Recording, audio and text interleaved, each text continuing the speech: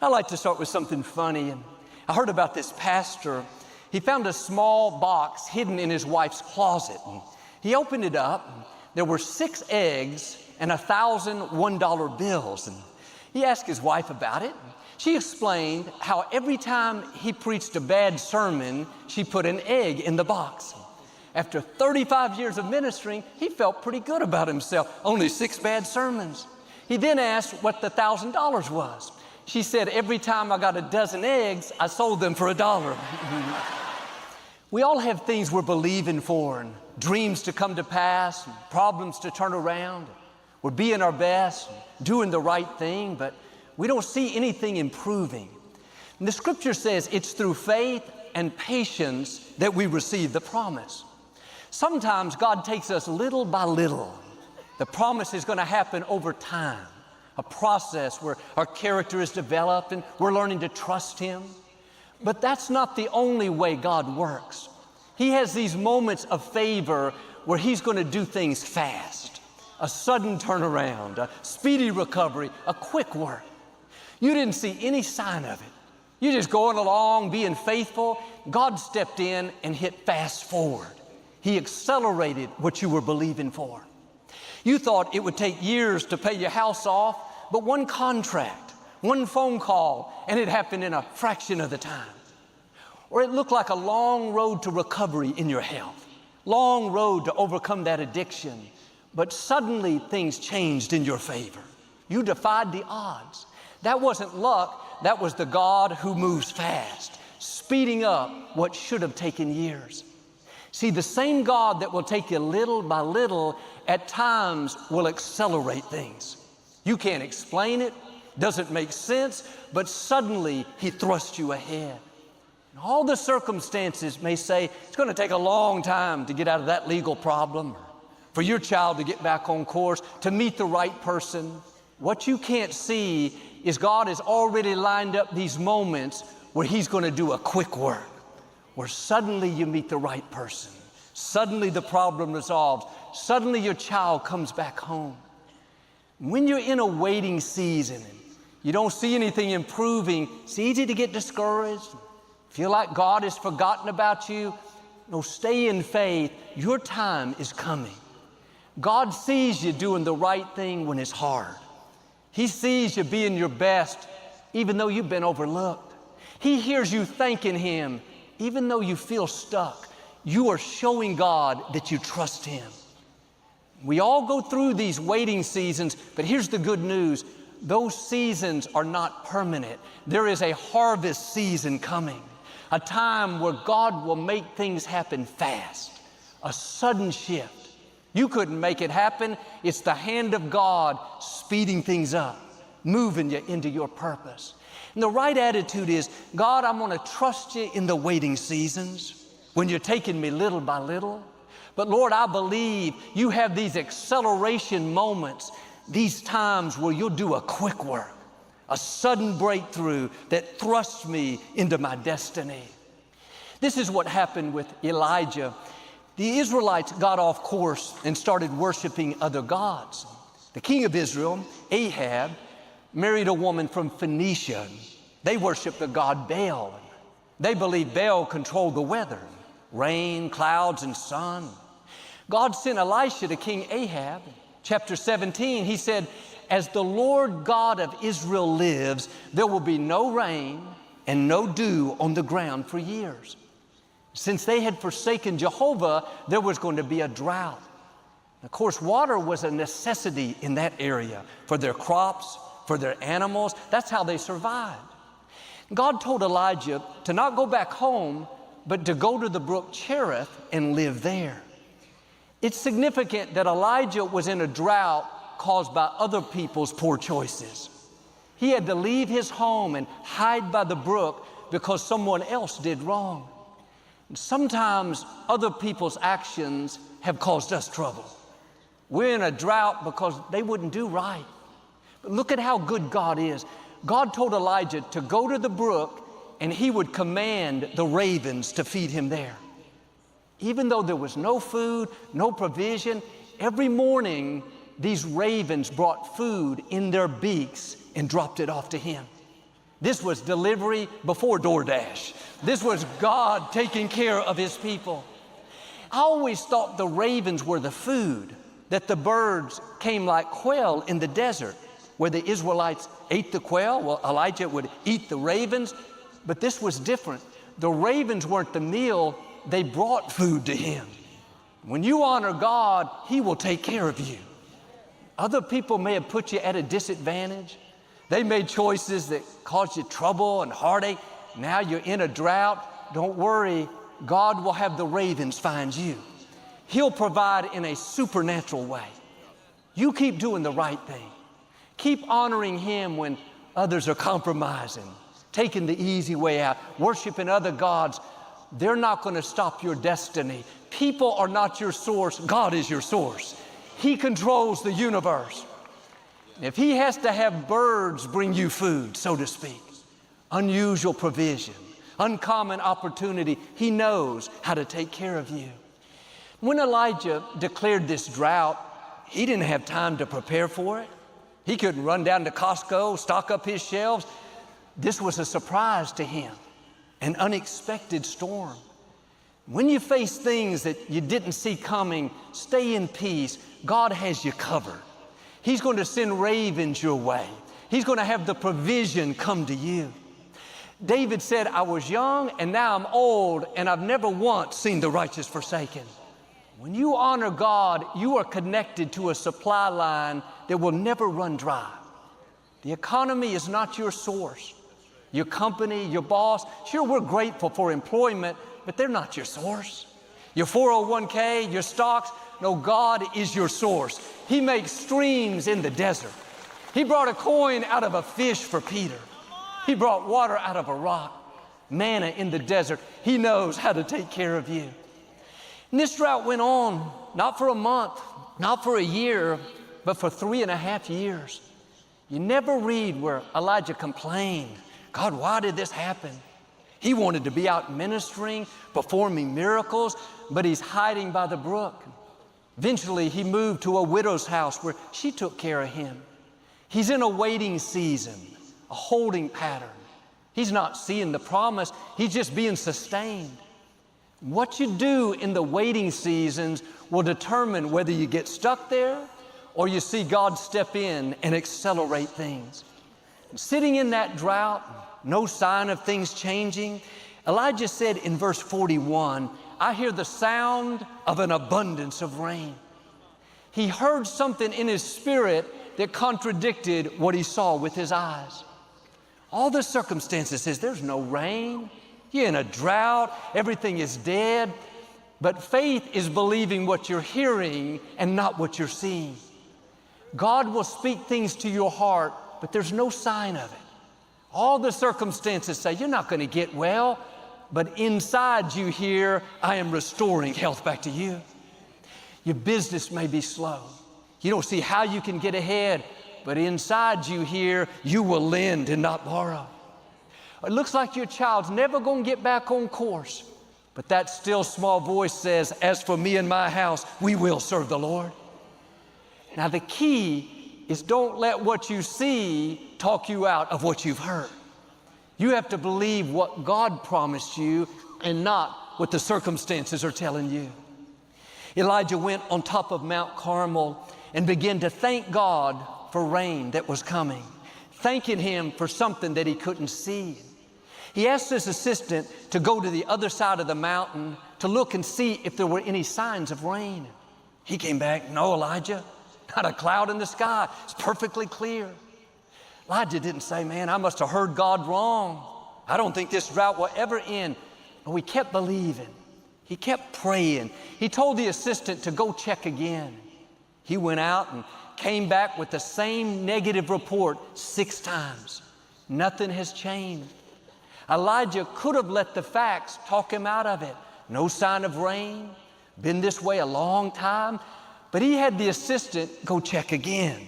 On the 7th time, he said, this time, Elijah, I saw a little cloud in the sky, just about the size of a man's hand. That's all Elijah needed, a little sign, a little breakthrough. He told King Ahab, you better get in your chariot and get down this mountain as fast as you can. There's about to be an abundance of rain. Verse 45, the Message translation says, things happened fast. The sky grew black with clouds. There was a mighty rainstorm. Wasn't like these clouds rolled in over a few days. The weather got a little overcast, more cloudy. Over time, this big storm. No, things happened fast. These clouds didn't drift in, they formed overhead. One moment it was sunny and blue, the next moment there was an abundance of rain. You may have situations where, like Elijah, all the circumstances says, you're not going to get well. You're just like you were a year ago. You're not going to get out of debt or break the addiction. Nothing has changed. You're still single, still have that child breaking your heart, still no closer to your dream. Can I encourage you? Things are going to happen fast. You can't see it coming. There's no sign of it happening. That doesn't mean God is not going to do it. He's going to accelerate the process. He doesn't have to have clouds blow in, the sky get dark a traditional way.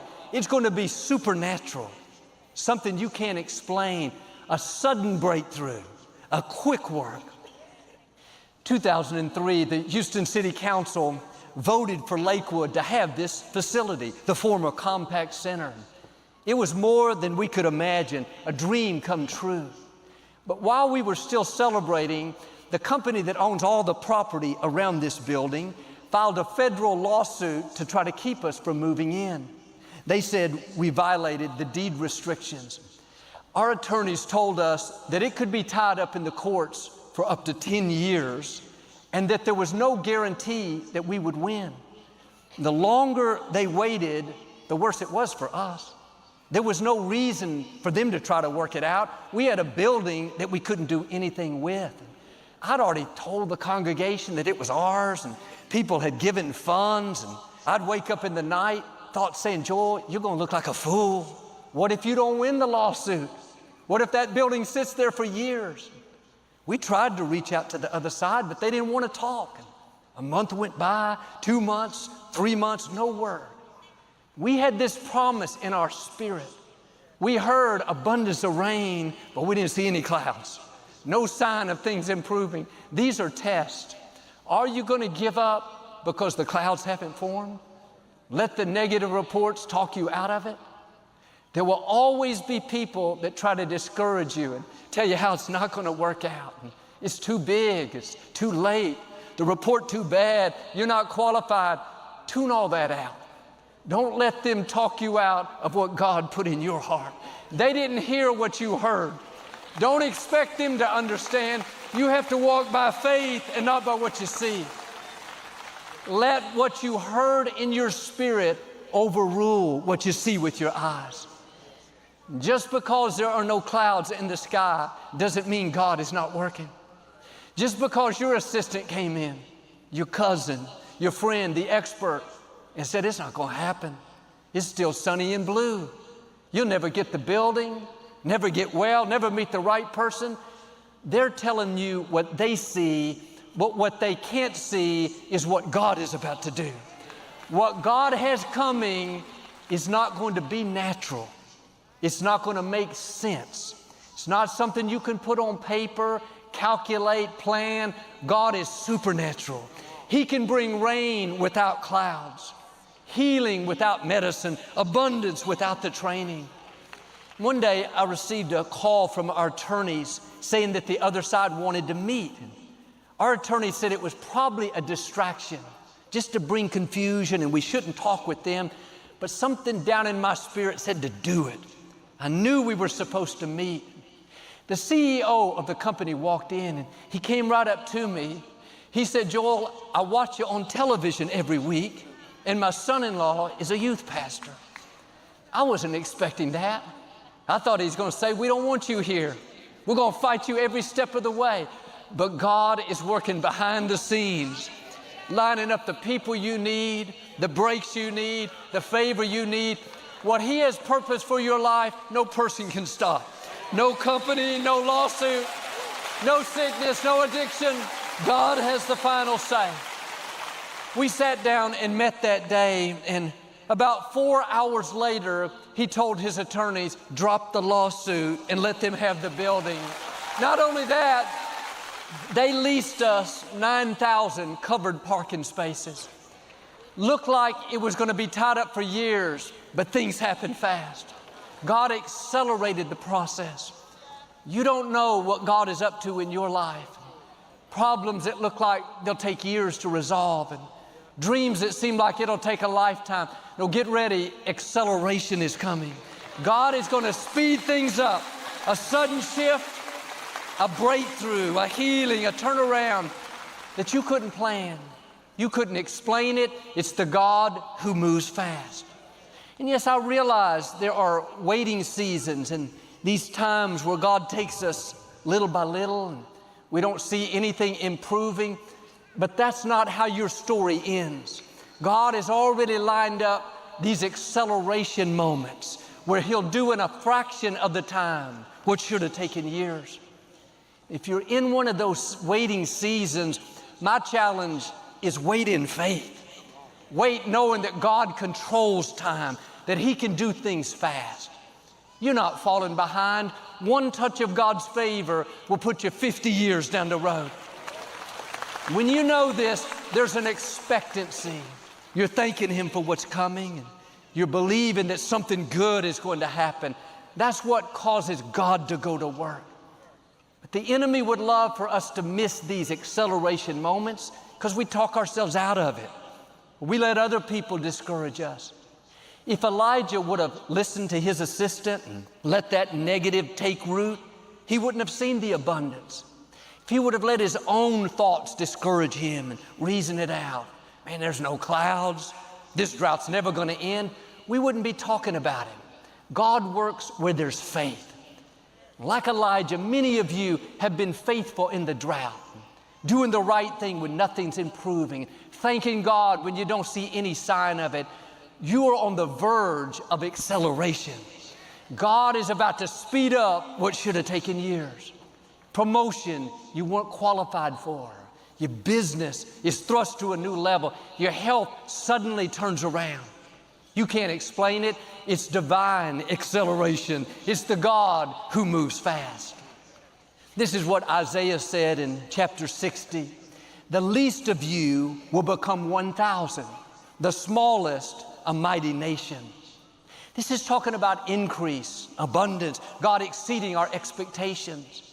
But it doesn't say this will happen over a lifetime, normal growth, ordinary promotion.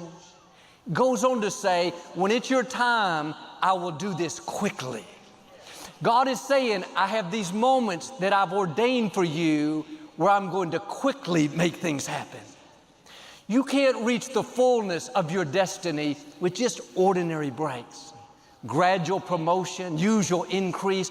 So God says at the right time, if you'll just keep being faithful, you're going to come into these seasons of acceleration, moments where, like Elijah, you look up and say, wow, that happened fast. There were just no clouds in the sky. My assistant told me 6 times, out of nowhere, abundance of rain. From drought to a downpour in a moment's time. Looked like this building would be tied up for 10 years, but in 4 hours it was resolved. What you're facing, your health, your family, your finances, may look like it'll always limit you, but you don't know what God is up to. You can't see what He's planning behind the scenes. Stay in faith in the drought seasons, those times of waiting when He's taking you little by little. Isaiah said, when your time comes, God will do it quickly. The least of you will become 1,000. That's acceleration. That's God speeding up things to thrust you into your purpose. I received an email from a lady, and she and her husband had 3 children when she gave birth to her 4th child, a beautiful baby girl. They noticed early on that she wasn't developing like the other children. She barely talked. Other than an occasional mommy, she never said a word. Friends and family were concerned. They told these parents she might be special needs. You need to have her tested. But this mother didn't want to hear that. Her other children were high achievers, excelling in school, and she kept putting it off. Finally, it came time to start preschool, and 4.5 years old, she was tested and had the speaking ability of a 12-month-old baby. Parents were devastated. The mother told how she was paralyzed with fear. They were in a drought, month after month, year after year, and now it was confirmed by the experts, not just slower than normal, but a serious problem. These parents could have fallen apart. God, why did it happen? Instead, all through the day, they kept thanking God that He was working, and they kept thanking Him that their little girl would be able to speak. They kept praise music going on throughout their house. They never missed our services on television. When you're in a drought, it's important what you're feeding yourself. You don't need to hear all the negativity and the naysayers, how it's not going to work out. You need to feed your faith. Feed yourself hope. Meditate on what God says about your situation. When you believe, all things are possible. This little girl was enrolled in special education for speech that new school year. And August went by, nothing happened. Couldn't say a word. September, no better. October, November. Like Elijah, they were praying, believing, but there wasn't a cloud in the sky. No sign of things improving. They just kept thanking God He was working. In April of that next year, she suddenly began to talk. Wasn't gradual, wasn't little by little. All at once, she started speaking like she had been doing it for years. The teachers were baffled. They told the parents that she didn't need speech intervention any longer. My friend Hokalani is here on the front row. She just finished her sophomore year. She's excelling in school. Beautiful Hokalani. That's so awesome. Let me tell you, friends, God knows how to do things fast. He has these acceleration moments. What should have taken years will happen in a fraction of the time. And when you're not seeing anything happening, no clouds in the sky, that's when you have to dig down deep. Say, God, I am not moved by what I see. I believe what I've heard in my spirit, the abundance of rain, healing for my child, freedom from this addiction, this baby I'm dreaming about. When you keep believing and thanking God, despite how long it's taking, that's when God can step in with these acceleration moments where you go from a drought to a downpour. Like Elijah, things will happen fast. This is what Joseph did. He was betrayed by his brothers and sold into slavery. And even though he had done nothing wrong, he found himself in a foreign land, held against his will, was falsely accused, and put in prison. It's one bad break after another. He was in a drought, a long waiting season. He could have been bitter, but he just kept trusting God, believing that He was still in control. One night, the Pharaoh, the leader of the nation, had a dream that he didn't understand. They said there's a prisoner named Joseph that can interpret dreams. The scripture says that Joseph was brought quickly to the palace. One moment he's in prison, another ordinary day, going about his business. The next moment he's standing before the Pharaoh. He interpreted the dream, and the Pharaoh was so impressed, he made Joseph the prime minister, second in command only to him. If you would have told Joseph sitting in the prison, after all the unfair things, people betraying him, being lied about, that tomorrow you're going to be the prime minister, you're not only going to be out of this prison dressed in a royal robe, but you're going to have the Pharaoh's ring representing the authority to do whatever you please. Joseph would have probably said, you lost your mind. That's not possible. But God can make things happen fast.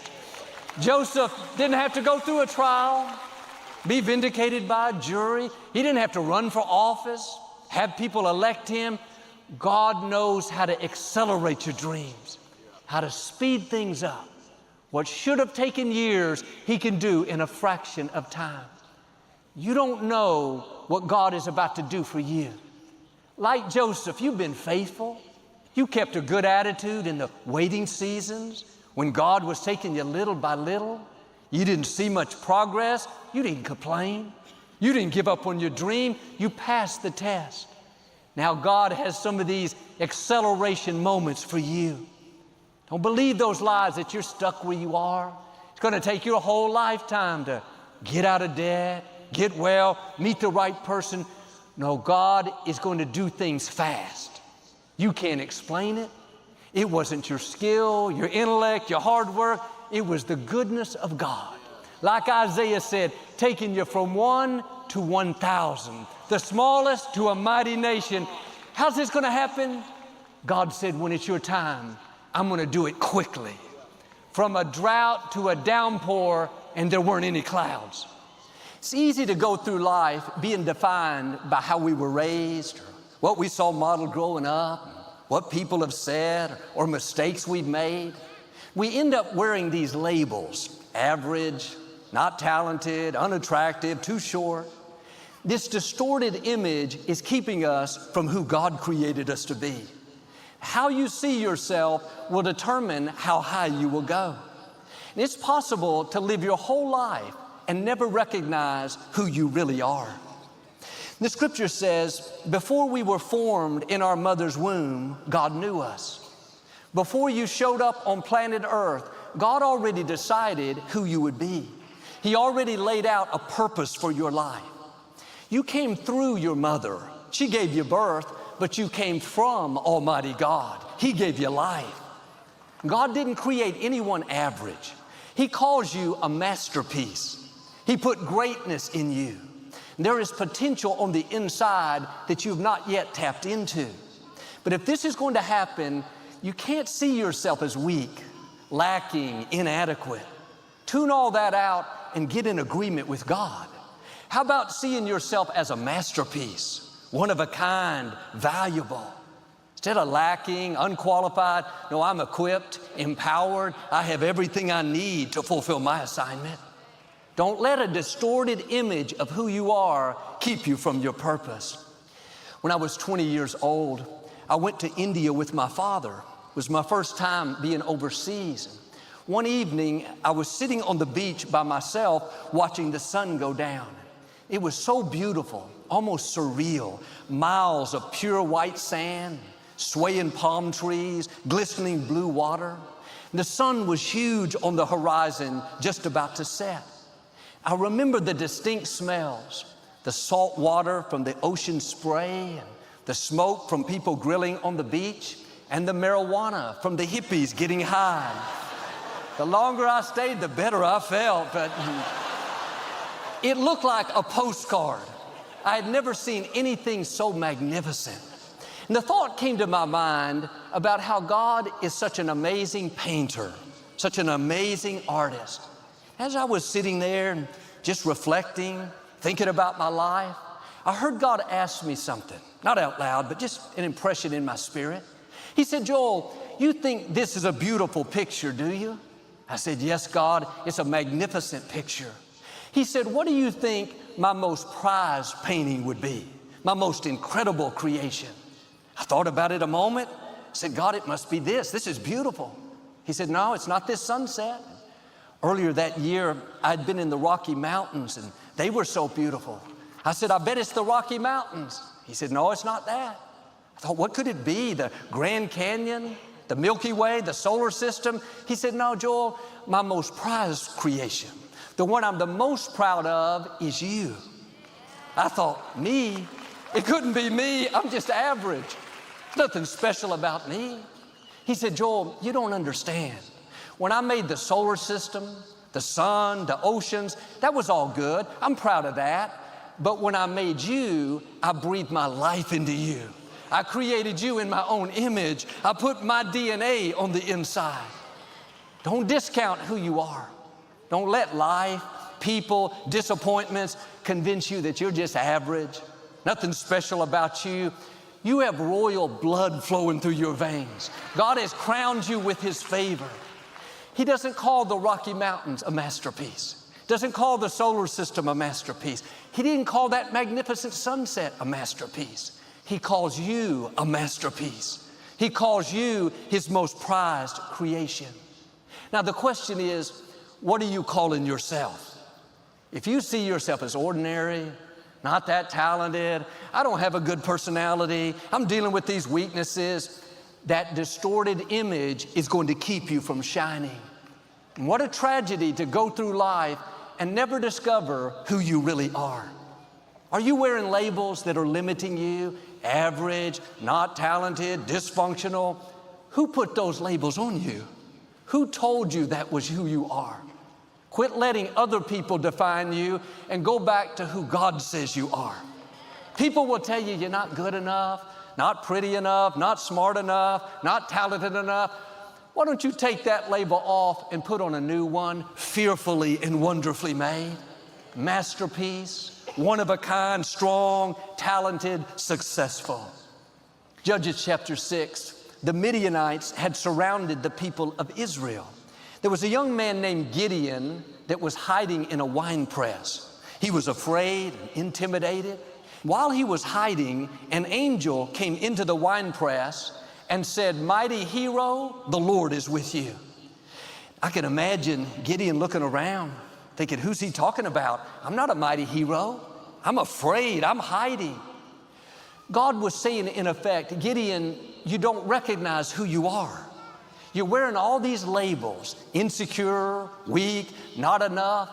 But I came to tell you who you really are. You're a mighty hero. You have courage, strength, talent that you haven't tapped into.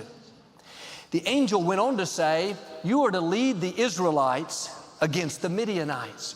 Gideon answered back, how can I rescue Israel?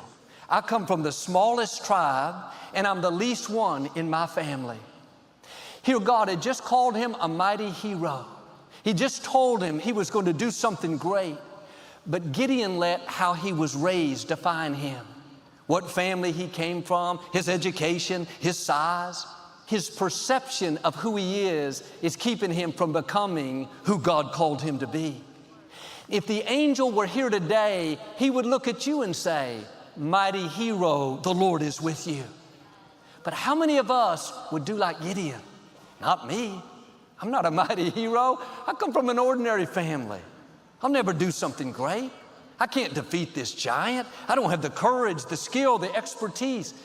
No, don't let your wrong perception keep you from your greatness. Get in agreement with God. Take off all those negative labels, unqualified, wrong family, intimidated. How you see yourself is going to set the limits for your life. And Gideon finally changed his thinking. He got a new image of who he was, and he went out and defeated the Midianites. He saved the people of Israel. But sitting in that wine press, afraid, feeling inferior, he never dreamed we would be talking about him today. He never dreamed he would become a hero of faith. If the angel had not shown up to speak to his destiny, to tell him who God created him to be, he would have lived and died and never discovered who he really was. Maybe God sent me like that angel to tell you who you really are. You are not what people say you are. You're not limited by how you were raised. You're not what your feelings say you are. Your feelings don't always tell the truth. You may feel weak, not valuable, not qualified, but don't let your feelings determine your identity. Feelings are fickle. Feelings will come and go. You have to go back to what your Creator says. He calls you a mighty hero. He calls you a barrier breaker, a giant killer, a masterpiece, a prized possession. I can imagine in the wine press, Gideon praying for God to send a great leader, believing for the right person to show up.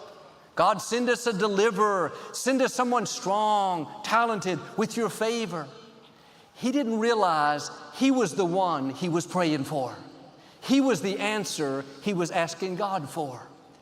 Now I wonder if, like Gideon, you're the one you've been praying for. You're the one to do great things, to set a new standard, to take your family to a new level, but perhaps you don't recognize who you are. When we're always looking to others, always counting on someone else, it's because we're overlooking what God put in us. There is greatness in you. There is leadership in you. There is talent, wisdom, creativity. Don't overlook yourself. Don't discount who you are, thinking everyone else is so talented. They can deliver us from this army. They can get me out. They can go further. No, God has destined you to do something awesome. He's destined you to leave your mark. When God told Abraham and Sarah they were going to have a baby, they were both way too old. In the natural, it was impossible. Years went by and no sign of a child. So Sarah told Abraham to sleep with her maid. That way they could have a baby. They had a child through Hagar, but that wasn't the promised child. God said to Sarah, in effect, I didn't put the promise in someone else. I put the promise in you. Sarah was discounting herself. I'm too old. There's no way I can have a baby at this age. That's impossible. As long as she saw herself as barren, not able to have children, she was limiting her destiny. She had to start seeing herself as a mother, seeing that baby in her arms. When she changed her perception of who she was, when she quit counting on other people to make it happen, when she believed I'm the one to give birth to this child, that's when she conceived and gave birth to baby Isaac at 90 years old. God will put promises in your heart that seem impossible. And thoughts will tell you all the reasons it's not going to happen. If you look at it only in the natural, you'll talk yourself out of it. How do you know you're not a Sarah? That God's going to do something out of the ordinary, uncommon? How do you know you're not a Gideon, a mighty hero, someone that will take your family where they've never been? It's easy to think, well, Joel, that's not who I am. That's for someone younger, more talented, more influential, more attractive. No, God put the promise in you, not someone else. You have to do like Gideon, do like Sarah, recognize who you are. You're a person of destiny. You're a mighty hero. You have the favor of God. You've been raised up for such a time as this. Don't discount who you are. It's good to celebrate others, but you need to recognize you're gifted. You're talented. You're valuable. You're fearfully and wonderfully made. A friend of mine grew up in a small town in Kentucky, and they were very poor and didn't have too much at all. As a little boy, he always had a desire to help children in need. He saw on television how you could support a hungry child in another country for $15 a month. Well, he didn't have any money, but at 8 years old, he started mowing lawns in the neighborhood so he could help. He had such a burden for these children. Well, by the grace of God, he was able to go to college, and he went on to medical school and became very successful in his practice. All the while, he was still doing what he could to take care of children. One of his medical suppliers heard about it, and they started donating medicines, vaccines, antibiotics. A shoe company donated 100,000 shoes to him. Got so large, he had to rent a warehouse to hold it all. Today, our friends, Dr. Todd and Sue Price, have donated over $1 billion in supplies and medicines to children around the world. He told how from the time he was a little boy, he always prayed that God would send a wealthy person to help those children in need. He said, Joel, I never realized I was the person I was praying for. He was the answer to his own prayer. Sometimes we don't recognize who we are.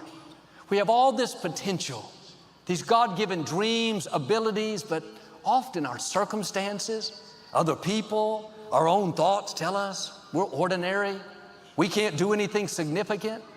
So we go through life with little dreams, feeling unqualified, praying that someone else will make a difference. Someone else will push our family forward. I'm saying you're the one that you're praying for. You're the one that can leave your mark. You have greatness in you.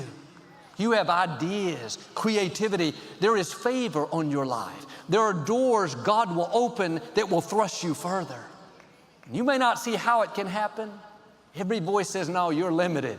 You're stuck. That giant's too big. That dream is too great. That's okay. That's when God will step in. That's when He'll breathe in your direction, give you favor, ability, blessings that take you where you can't go on your own. It's significant that the angel said to Gideon, mighty hero, the Lord is with you. He could have just said, Gideon, God wants you to go deliver the Israelites. God knew he had to convince Gideon to see himself the right way. He had to help him discover who he really was, a mighty hero.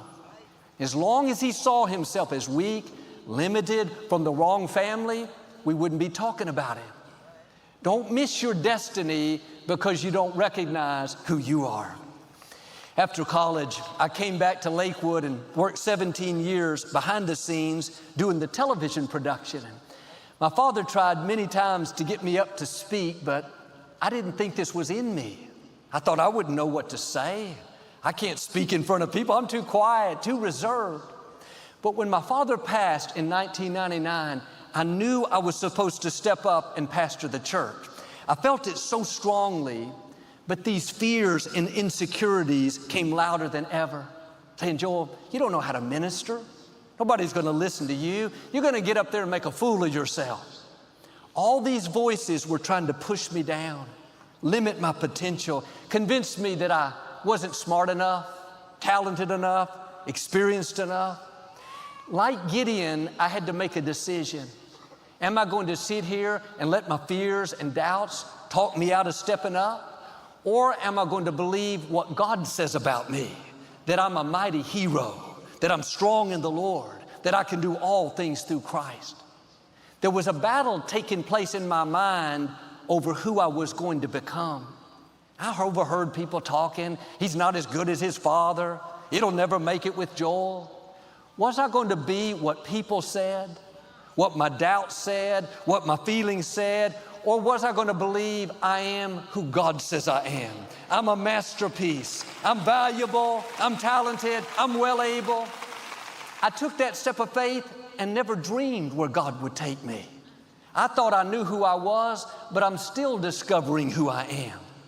I've learned once you think you know, God will take you higher. He'll trust you with more. He's taken you from glory to glory. In the scripture, there was a young man named Mephibosheth. He was the grandson of King Saul, the son of Jonathan, David's best friend. He was born into royalty, destined to one day take the throne. But when he was 5 years old, his grandfather and father were killed in a battle on the same day. After the enemy finished King Saul off, they headed into town to find Saul's family. When Mephibosheth's nurse heard the news, she grabbed him, took off running as fast as she could, trying to spare his life. But as she was going downstairs, she tripped and dropped Mephibosheth. He fell so hard that both of his legs were broken. He became crippled and would never walk again. He ended up living in hiding in a place called Lodabar. It's one of the poorest, most rundown cities of that day. Here he's the grandson of the king. He had grown up in the palace, in royalty, but now he's living in the slums, barely surviving. When we go through disappointments, loss, and bad breaks, it's easy to forget who we are and let that become our identity. I've been dropped, Joel. I've been hurt. I've been betrayed. I have a good excuse to be this way. But what you've been through doesn't change who you are. You are still royalty. You are still a masterpiece. You are still a child of the Most High God. He's promised to give you beauty for those ashes, to pay you back double for the unfair things, but you have to get your passion back. You have to get your vision back. The enemy would love for that one bad break to define you, to where you see yourself as a victim. Nothing good's in my future. Let me just endure life. No, payback is coming. God saw what happened. He saw who left you. He saw what you didn't get. He's a God of justice. He's going to make it up to you. Years went by. Now Mephibosheth is a grown man. One day, King David was thinking about his good friend Jonathan, how much he loved him and how much he missed him. He asked his staff if any of Jonathan's relatives were still alive. They said, yes, he has a son, but he's crippled. David said, go find him. The king's men showed up in the slums of Lodabar, knocked on his door sternly. He's alarmed.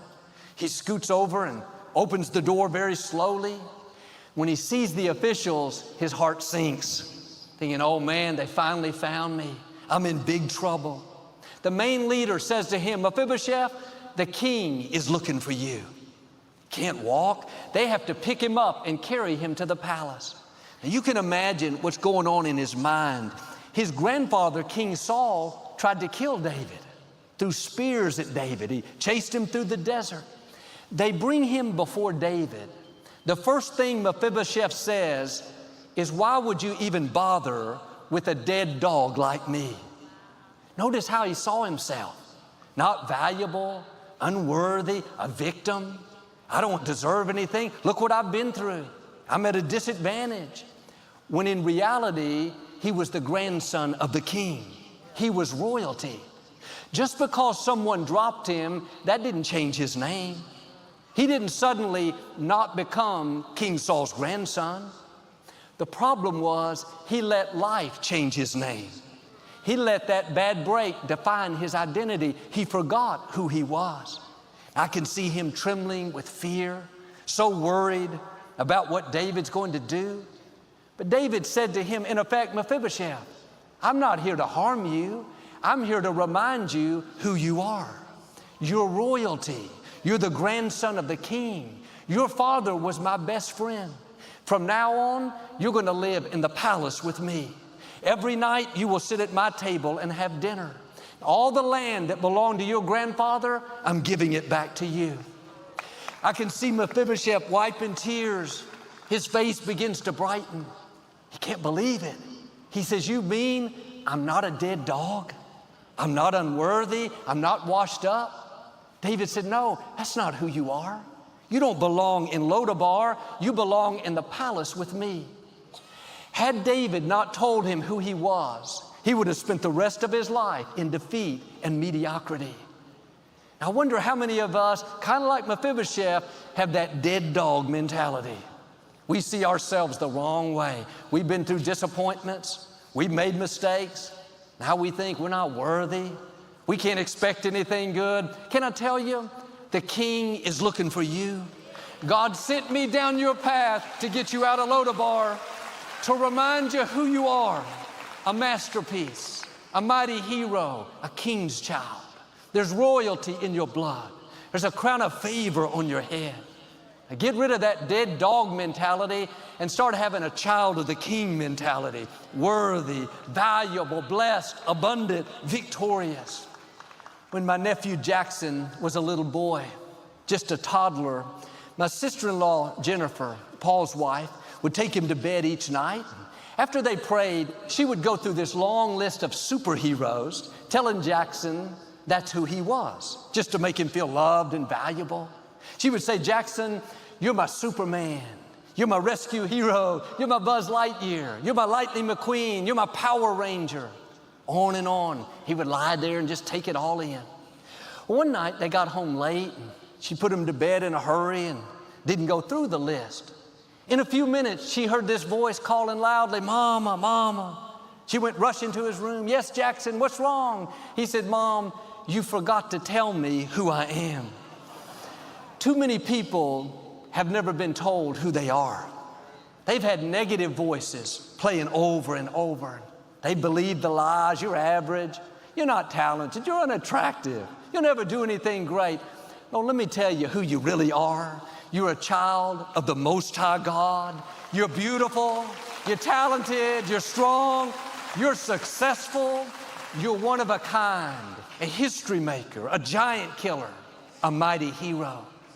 Paul said in Romans 8, the entire universe is standing on tiptoe, yearning to see the unveiling of God's glorious sons and daughters. Paul is saying all of heaven is waiting for you to recognize who you are. They're standing on tiptoe, thinking maybe today they'll get it.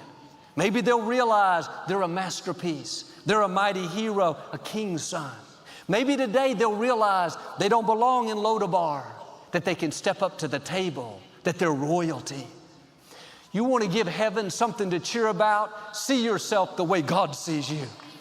Quit discounting yourself, thinking you're at a disadvantage, you're lacking. Get out of Lodabar. Get out of that negative mindset and come over into the palace. The king is looking for you. He sent me to help you discover who you really are. See, many of us, like Gideon, We have much more in us, but we're stuck in an old version of who we are. I didn't know this ability was in me, get up and speak in front of people. I was stuck in who I used to be, behind the scenes, doing the production. That version was fine for the time, but it wasn't the final version. There are new versions of you coming that are stronger, wiser, more successful, greater favor. You don't see it all at once. It happens in stages. If you'll stay open, you'll discover a greater version of you. My challenge is don't get stuck in who you used to be. Letting limitations from the past, what someone said, keep you from stepping up to who you really are. This is a new day. I'm calling out the mighty hero, the barrier breaker, the masterpiece. Take off all those negative labels and get in agreement with God. Sometimes we see ourselves at a disadvantage. If we had more talent, then we could do something great. Or if we had more personality, more height, more attractive, then we could accomplish our dreams. Or if we had more funds, more resources, more opportunity, then we could overcome this obstacle. But as long as you see yourself as lacking, at a deficit, you'll make excuses to settle where you are and be less than your best. Psalm 34 says, "Those who trust in the Lord will never lack any good thing." God has given you everything you need for your destiny. He's already put in you the wisdom, the confidence, the strength. He's already lined up the right people, the good breaks, the resources. It's already there. The question is, do you recognize what you have? Are you using what God is giving you, or are you overlooking it because it seems common, ordinary? Are you discounting yourself because you feel shortchanged, too small, wrong nationality, not up to par? You have to change your mindset.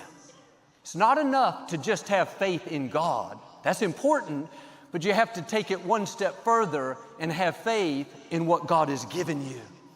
You have to believe that you're equipped, that you're empowered, that your steps are being ordered. And here's the key. You don't have to have great talent to do something great. If you'll use what you have, God will breathe on it, and you'll accomplish more than you thought possible. It's not necessarily the amount of education, the amount of resources, the amount of friends, who you know. What makes the difference is the anointing on your life. You can have average talent, but when God favors you, you'll go further than people with great talent. You can have an extraordinary problem. You're outnumbered, surrounded, but God can take an ordinary solution, something that seems common, and cause you to be victorious. Don't discount what you have. Don't overlook what God has given you. The enemy would love for us to get stuck, thinking we're at a deficit. When I get more funds, more training, more good breaks, then I could move forward. We're waiting for more when in fact everything we need is already there. Look around at what God has given you. Recognize what you have. Moses felt like he was at a disadvantage. He'd been out in the desert for 40 years, hiding because of a mistake. And God came to him in a burning bush and told him to go tell the Pharaoh to let the Israelites go. They'd been in slavery for many years. Moses said, God, he's not going to listen to me. I don't have any influence, the right credentials. I'm not a good speaker. I stutter. He went on and on, making all these excuses. God said to him, Moses, what do you have in your hand? Moses said, God, it's nothing. It's just a stick, just a piece of wood I got off a tree. I've been using as a staff for my animals. God said, throw it on the ground. He threw it down and it turned into a snake. God took something Moses had that seemed common, ordinary, nothing special, but God breathed on it and it became extraordinary.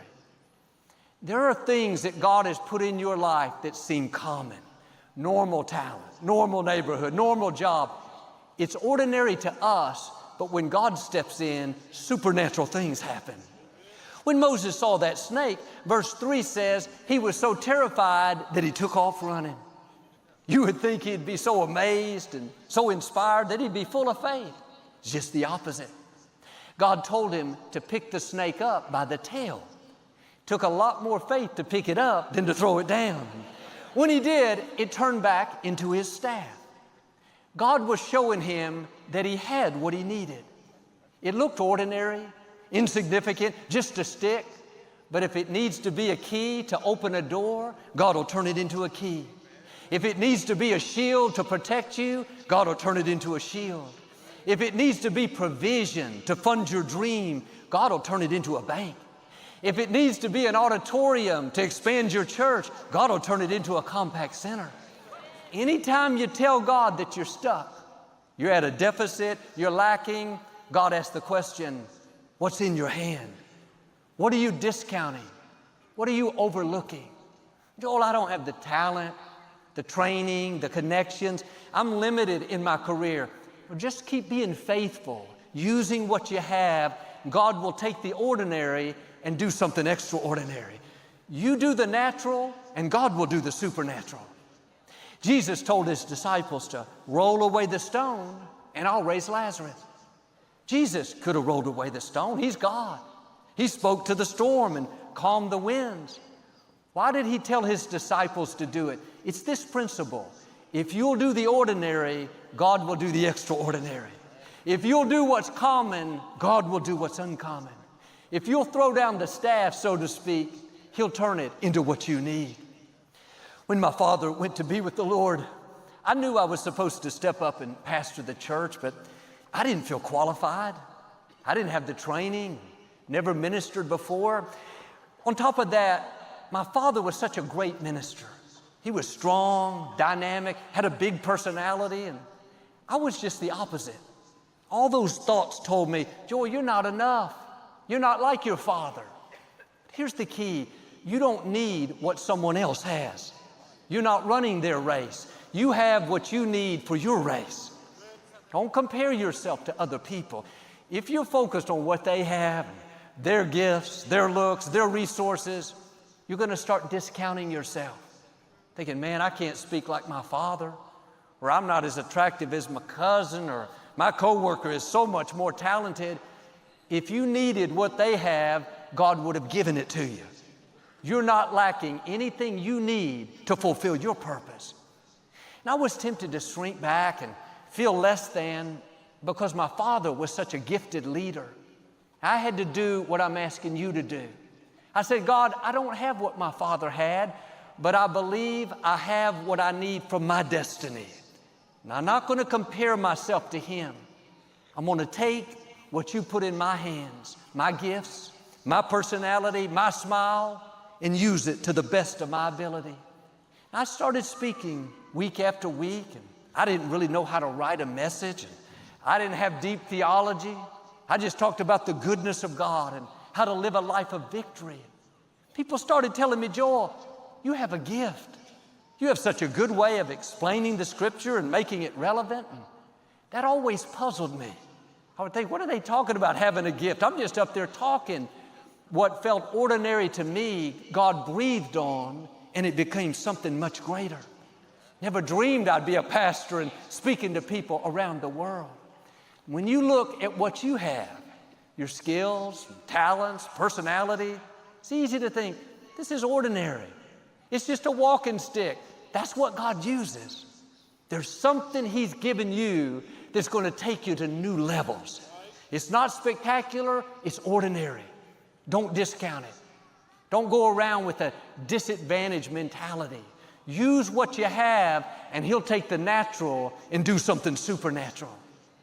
Moses spoke to the Pharaoh, and eventually he let the Israelites go. But as they were leaving, he changed his mind, and he sent 600 of his most skilled warriors and all these chariots to capture them and bring them back. Moses and the Israelites came to a dead end at the Red Sea. They had nowhere to go.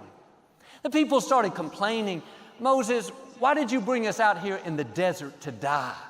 We'd rather stayed in Egypt as slaves than come out here and be killed. Moses was praying, God, do something supernatural. Send an army to rescue us. Rain down hail upon them. God said in verse 16, Moses, why are you crying out to me? Lift up your rod. Stretch forth your hand and part the sea. I can hear Moses saying, God, you mean you want me to do something ordinary? You're going to use this stick again? This common thing? You want me to lift it up? When he did, the waters began to push back. The Red Sea parted. The people went through on dry ground. We're looking for the spectacular, but often it starts with something ordinary, something we could easily discount, think it's common. What do you have in your hand? I'm just a business person. I'm just a student. I'm just an architect. I'm just a stay-at-home mom. I'll never do anything significant. That's how Moses felt out there in the desert 40 years. But God has put something in your hand, something that seems ordinary. If you'll dare lift up your rod, do what He's asking you to do, you're going to come into these destiny moments where you see Red Seas part, deliverance from enemies, gifts come out that you never knew you had. It's in you. God put it there before you were born. He marked you for greatness. He already set the time for you to break out to levels you've never dreamed. Now you have to get in agreement with Him. This is not going to happen if we have a lack mentality. I don't have the talent. It's too big. Joel, I got a Red Sea in front of me right now, a dead end. What do you expect me to do? Lift up your rod. Do the natural and God will do the supernatural. He'll breathe on your life in a new way. This is what happened with Samson. He was surrounded by the Philistines, a huge army. He had no weapons, no protection. All the odds were against him. He looked around to try to find something to defend himself. All he could find was the jawbone of a donkey, some dead bones. I'm sure he thought, oh, great. God, I need a sword. I need a shield. I need some troops to come rescue me. But all I have is this jawbone. It was common. A lot of dead animals out in the desert. He could have ignored it and thought, well, that's of no use. But he was smart enough to realize it was a part of his destiny. What you need to accomplish your assignment will always be within reach. It won't be far off where you can't attain it. It will be close to you. Pay attention to what God brings across your path and who He brings across your path. It's not there by accident. It's easy to discount, think, oh, that's common, that person, that opportunity, this idea. It's just a stick, Joel. It's just the jawbone of a donkey. God uses the ordinary to do the extraordinary. If you'll recognize what you have and be a good steward, then you'll see what God was up to. Samson picked up that jawbone. The scripture says the Spirit of God came upon him and he defeated 1,000 Philistines. One man, not with a rifle, not with an army, not with fire coming down from heaven, but with something ordinary, a jawbone of a donkey. What God is going to do in your life won't always happen through spectacular ways. Maybe some of that, but most of the time, God is going to use something ordinary, something within reach, something close to you. God asked Moses, what do you have in your hand? Not what do you wish you had, Moses? What does your neighbor have? What are you hoping for that's far off? There is something close to you. It's easy to overlook. It's easy to discount, but God put it there. It's instrumental in you reaching your destiny. There was a young woman named Mary Bethune, born in South Carolina in the late 1800s. She was the youngest of 17 children. Her parents were slaves. Despite the odds being against her, she was able to get a good education and even attend college. And from the time she was a little girl, she always had a dream to teach young people. And after getting her degree, she sent her application to different schools, hoping to get a teaching position. She was a straight-A student. You couldn't meet a finer young woman. She waited month after month. Unfortunately, no one would hire her. She was disappointed, but she knew that God still had a plan, that when one door closes, that God will always open another door. Rather than sitting around defeated, she decided to start her own school. She didn't have any desk, but she did have some cardboard boxes. She set them up as desks. She didn't have any pens, but she did have some red berries out in the field. Every night she would drain the juice so the students could use that for ink in their pens. After several years, the local college saw what was happening. They asked her to join her school with theirs. It became the Bethune-Cookman College. She went on to become the first African-American college president. Now, in the natural, Mary was at a deficit. She was lacking a poor family, turned down for the position, no equipment, no funding. That didn't stop her. What she needed was within reach. If it's out of reach, you don't need it. If you can't attain it, it wasn't meant to be. Don't sit around in self-pity. God has something better. He said, because you trust Him, you will not lack. If you needed it for your destiny and it was out of reach, God wouldn't be a just God. Let go of what didn't work out and who didn't stay in your life, the promotion you didn't get, how you weren't raised right. None of that has stopped your purpose. Nothing you've been through has canceled your assignment. No bad break has lessened your greatness. What you need is close to you. Recognize what you have. May seem common, just some cardboard boxes, just the jawbone of a donkey, just this stick, this rod. Yes, but when you use it, Red Seas part. Enemies are defeated. Doors will open. Opportunity that thrusts you into your destiny. What's in your hand? Is there something you're overlooking? It seems ordinary, but when you do the natural, God will do the supernatural. When you set up the cardboard desk, when you drain the ink, God will bring the college president position more than you can imagine. John chapter 6, a great crowd had followed Jesus to a remote area to hear Him teach. And getting late in the day, almost dark, Jesus said to His disciples, you need to feed the people. They're too tired to go home hungry. They said, in effect, are you kidding, Jesus? There are 15,000 people here. We're out in the desert. The nearest Walmart's 300 miles. It's Sunday. Chick-fil-A is not even open. They came up with all these good reasons why it was impossible. Jesus asked them, what do you have? They went out in the crowd, came back in a few minutes and said, all we could find was this little boy's lunch, just 5 loaves of bread, 2 fish. But what is that among so many? That was a logical question.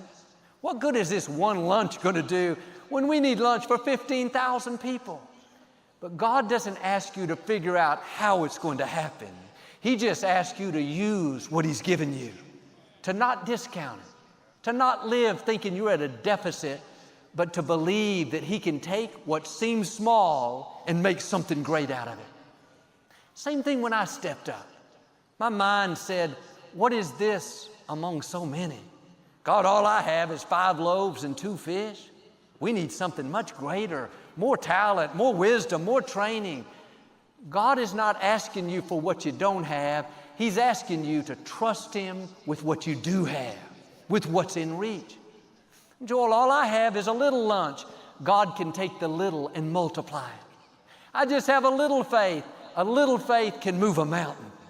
I just have a walking stick. You can part a Red Sea.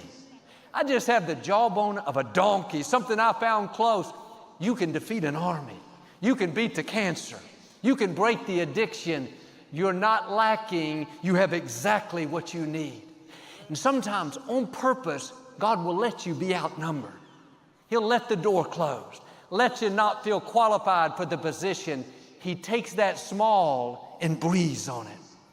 Jesus prayed over the 5 loaves and 2 fish, and they multiplied, and they fed all 15,000 people, plus they had 12 baskets full left over. But the disciples almost talked themselves out of it, thought they were at too big of a deficit. But the deficit is a sign that God's about to do something amazing. Now, many of you have been faithful with what God has given you. Going to church, doing more than you have to, going to work, serving, giving, believing. You're going to come in to some of these destiny moments where you see God breathe on your talent and you rise to a new level. Breathe on your finances and you come into overflow. Breathe on your health, that cancer is gone. Breathe on your children, they're back on track, fulfilling their purpose. Don't be fooled by the facts. Every circumstance may say you're at a deficit. You just have 5 loaves and 2 fish. You're lacking talent, lacking funds, lacking confidence. No, your time is coming. You keep doing the natural, using what you have, God's going to step in and do the supernatural and take you where you can't go on your own.